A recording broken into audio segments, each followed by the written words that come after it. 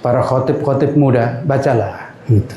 Alhamdulillah wassalatu wassalamu ala rasulillah ittaqullah. Kemudian doa di akhir, Allahumma ghafir lil muslimina wal muslimat. Di sini selalu saya awali dulu dengan Allahumma ghafir lana. Terus wali walidina, orang tua, wali masyayikhina, guru, baru kemudian al muslimina wal muslimat. Enggak apa-apa. Ya. Saya kira yang sangat butuh ampunan pertama kali diri kita, yang kedua orang tua kita, yang ketiga guru kita. Hati-hati, lupa dua hal, lupa guru sama lupa orang tua. Sulit dibedakan ya, orang tua dengan guru itu sulit dibedakan. Karena nanti di akhirat kita nggak tahu ternyata siapa yang paling bermanfaat, orang tua nasab atau guru. Gitu. Di sini karakteristik khatib. Khatib itu pertama modalnya itu ikhlas dan bertakwa. Gitu. Menguasai fikih khutbah. Ya dia tahu. Belajarlah fikih khutbah. Berikutnya berbobot. Jadi berbobot. Khutbahnya itu ada isi, ya Quran, ada hadis, gitu. Dan ada yang akurat. Qaul ulama. Jangan sampai khutbah itu nggak berisi. Nggak berisi apa artinya, hanya nyampaikan kisah-kisah yang nggak jelas gitu. Itu bahasa sekarang yang hoax, baik hoax sekarang maupun yang dulu. Dan memahamin kondisi ini kita sedang bicara sama siapa. Ini orang-orang tua semua atau para pemuda, atau ada orang tua ada para pemuda. Saya sendiri biasanya kalau ada orang tua di depan, nanti pemuda secara khusus, maka sebut kalian. Kasih porsi untuk para pemuda. Dan khutbah kedua itu boleh ada isi lagi, gitu. Jangan langsung hanya doa. Di Masjidil Haram, di Masjid Nabawi selalu ada isi lagi, tambahan lagi. Bahkan cenderung yang di kedua itu sangat penting. Sangat penting. Ini soal teknik aja. Kenapa? Di akhir itu perlu penting. Halo, yang pengalaman khutbah. Kenapa? Karena di awal-awal itu tidur, di akhir itu mulai melek. Iya, gunakan itu. Iya, meskipun seharusnya dari awal khotib harus bisa membuat bangun. Jangan sampai khotib itu justru membuat tidur. Dia nggak bisa tidur di rumah, pas khotib yang khutbah itu tidur. Nah, ya alhamdulillah. Tapi berarti tugasnya ya jadi obat tidur. Ya, mudah-mudahan dapat pahala lah. Lanjut. Jadi memahami terus bahasa yang hidup. Bahasanya hidup, jelas gitu. Dan bisa dipaham. Jangan sampai ngomong nggak bisa paham. Gitu. Oleh karena itu kadang-kadang saya kalau masyarakat di dusun, saya kadang-kadang angkat tangan juga itu khutbah. Coba di dusunnya Pak Amaluddin itu. Gitu. Lah kurang bisa menguasai saya bahasa Serawai. Dan mereka kayaknya kalau bukan bahasa Serawai nggak mantap katanya. Apalagi kalau saya ajak bahasa Jawa, tambah juga gitu. Ya oleh karena itu ya izin Pak Akmal aja lah yang khutbah di situ. Saya nanti kalau ada yang tanya nggak apa-apa lah, tapi nanti terjemahkan ya gitu. Jadi bahasa mah harus jelas. Gitu. Karena ini khutbah, bahasa yang dipahamin oleh jamaah gitu. Ada syekh besar juga keliling ke Eropa, ternyata kurang bisa bahasa Inggris. Dia mengatakan jangan saya kalau gitu khutbah, yang bisa bahasa Inggris saja. Nanti saya akan ceramah, tolong terjemahkan katanya. Gitu. Harus mengerti, karena ini momentum langka. Lalu berbicara nggak bisa dipahamin untuk apa? Gitu. Karena khutbah itu antar jamaah, beda dengan salat. Antar kepada Allah. Maka jamaah nggak ngerti ya terserah, harus belajar. Masa surat Al-Fatihah nggak tahu-tahu, gitu. Jadi nggak bisa memang diganti kalau surat Al-Fatihah. Segala puji bagi Allah, nggak bisa, bubar nanti yang lain. Gitu. Tapi kalau khutbah, ya masih nggak ada masalah. Kemudian tentu keteladanan. Lanjut. Jadi keteladanan ini sangat penting. Jangan sampai ya khotib itu ya khutbah, terus besoknya nyawer. Apa itu? Hah? Nyawer apa itu yang agak-agak bajunya nggak dijahit-jahit itu. Gitu. Terus kemudian ikut joget di situ, gimana? Pak Khotib kemarin khutbah. Gimana? Apalagi pas ngimam, gimana gitu? Oh, udah hancur, hancur jamaah ini. Gitu. Ya. Jadi keteladanan sungguh sangat penting gitu. Dan berikutnya ya menguasai dalil, lalu kemudian ada narasi-narasi bahasa tubuh, ya bagaimana bicara tentang neraka, ya bicara tentang neraka senyum-senyum, ya jangan begitu juga. Terus kemudian di sini jadikan di penutup itu kuat, penutup itu kuat, ya kan? Penutup kayak makan lah, makan penutup itu ya kuat, pembuka kuat, penutup kuat. Jangan. Demikianlah apa yang bisa saya sampaikan, Bapak dan saudara-saudara sekalian, khutbah yang singkat ini. Tapi panjang Mas Yan, tambah pula saja yang ngantuk itu. Bila perlu buat ngaget. Saya punya kiai itu ngaget, selesainya ngaget. Baik saat nangis maupun saat ketawa. Kalau ceramah memang buat ketawa. Puas kita terpinggal-pinggal, diputinggal gitu aja. Itu Kiai Haji Najih Ahmad, guru saya, luar biasa. Dan karena khutbahnya memang pendek, singkat, jelas, dan sulit, dan nggak bisa bawa buku. Khutbah kan sulit kita bawa buku. Maka saya beli tip untuk direkam. Bagaimana Nabi berkhutbah? Nah, lihat. Nabi berkhutbah, ini hadisnya, ini di Bulughul Maram. Tadi Pak Ketua MUI nyebut Bulughul Maram, katanya buku Syiah. Sudah saya bisikin tadi, agak slick beliau. Ini Bulughul Maram itu kitab di mazhab Syafi'i yang paling terkenal, khusus hadis itu.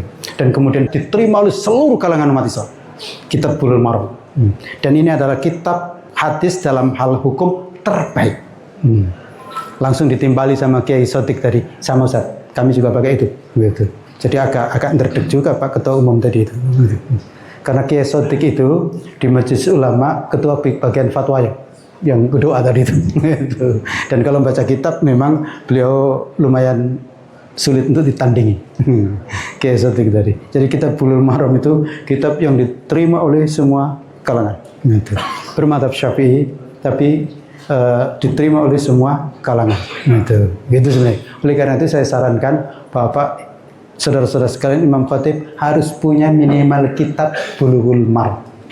Gitu. Itu. Jadi tolong dijamkan tadi ya. Gitu.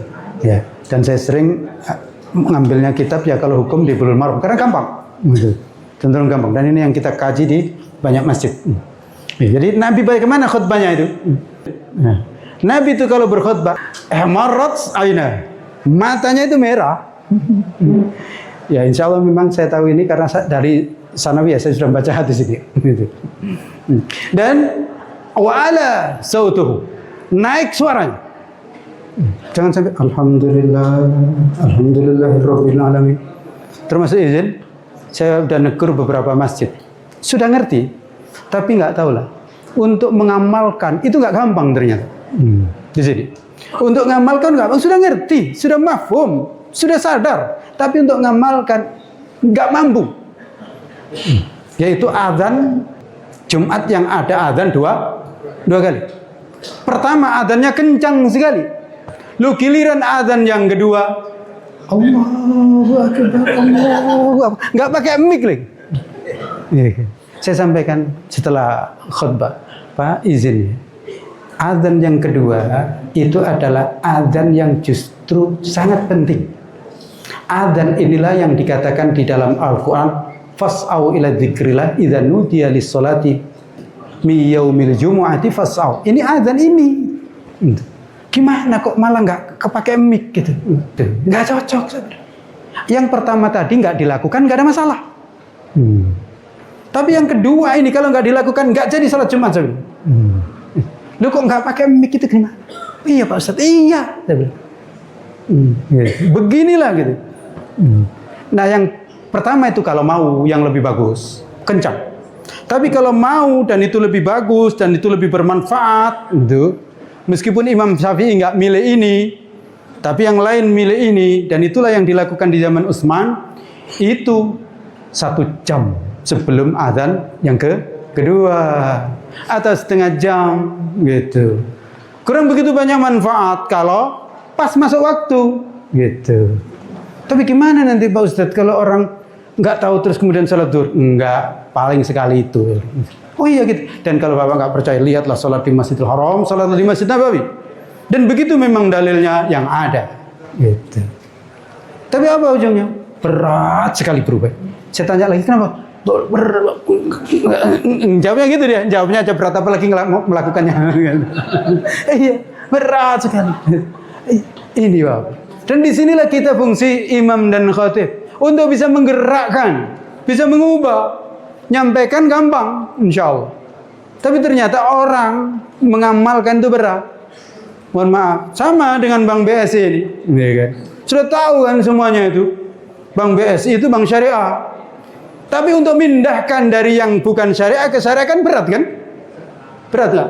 Halo, halo. Nah itu, karena nggak diprogram. Kalau diprogram ada duitnya, insya Allah ada duitnya, betul lah. Nah, itu tadi. Izin, saya kurang sepakat tadi mengatakan saldo nol gitu. Enggak. Itu memang ya bolehlah itu sebagai jargon. Tapi jangan pula sampai nol itu. Dan nol itu kalau kita mau beli keran gimana? Jadi tetap harus ada. Tapi jangan diseret-seretkan. Segera kalau ada keran yang lepas langsung ngebel. Ada uangnya gitu. Kalau nol nggak bisa kita. Malu juga kita ke toko sebagai pengurus masjid ngutang terus itu. Ya jangan, saya tidak ingin mengajarin ngutang. Ngutang itu menghancurkan diri. Ya Kak, jangan. Jangan. Dan oleh karena itu ya izin memang jangan.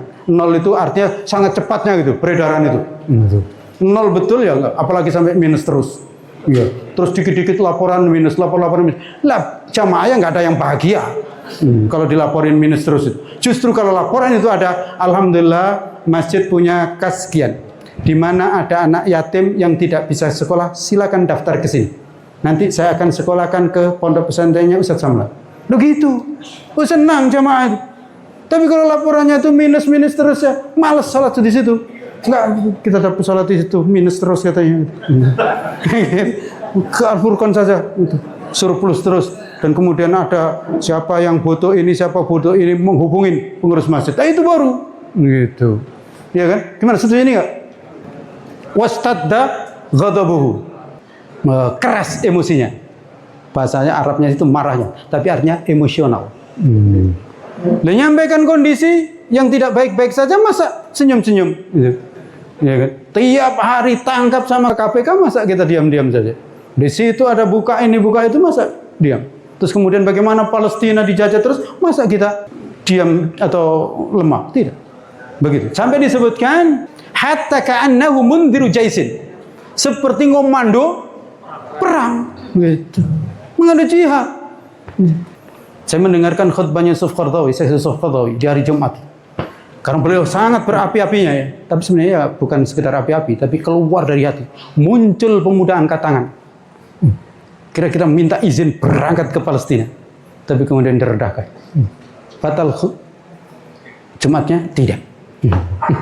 Karena terbakar dia. Dan kemudian ngomong kepada khatib. Insya Allah ya. Begitu. Khatib itu. Bukan malah membuat pulas tidur. Iya kan? Sabbahakum wa massakum. Pagi ini musuh menyerbu. Sore ini musuh menyerbu. Gimana kira-kira? Nanti gempa. Kalau sampai dilanjutkan ini coket kayak begini ini, gempa nanti. Itu saya ingat Hasyim Muzadi. Ini gara-gara ada yang goyang ngebor. Ya betul, ngebor itu goyang di Mojokerto Sidoarjo. Enggak lama Bengkulu betul goyang. Meskipun beliau ngomongnya agak pelan, tapi ada tekanan di situ. Gitu. Maka kemudian amma ba'du, dan diingatkan kitab Allah, sunnah Nabi, dan jangan suka ngada. Yang nggak ada nggak usah lah. Gitu. Yang jelas saja yang kita lakukan. Kita ini sering yang jelas-jelas dari Nabi nggak kita lakukan, tapi yang nggak jelas malah dilakukan. Itu jualan ludah, hanya diludahin orang. Ini mandi maju mujarab. Jualan sorban, ini sorban ini. Ya jangan begitu. Kasih ilmu. Umat ini harus dikasih ilmu. Gitu.